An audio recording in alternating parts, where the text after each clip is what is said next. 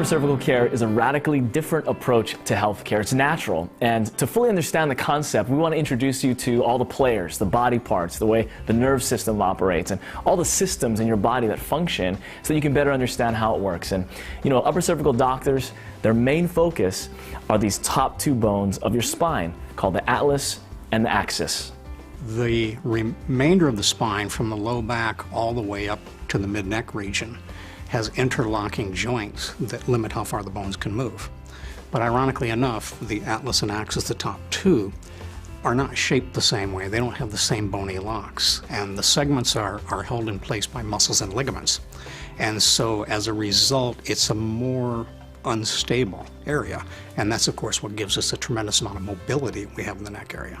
The problem is with that increased mobility, it does make us more susceptible to injury in that area. The part of your nerve system that connects the brain to the rest of your body is called the brainstem, and that controls this healing process, the healing communication from your body to your brain. Now, the trick to this whole system is that the brainstem flows through those top two bones in your spine, the atlas and the axis.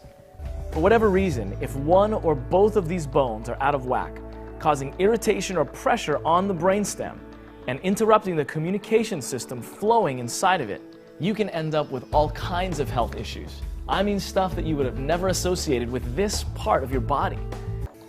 So what an upper cervical practitioner does is focus on these two bones in your body, making sure that they're properly aligned and making any necessary corrections.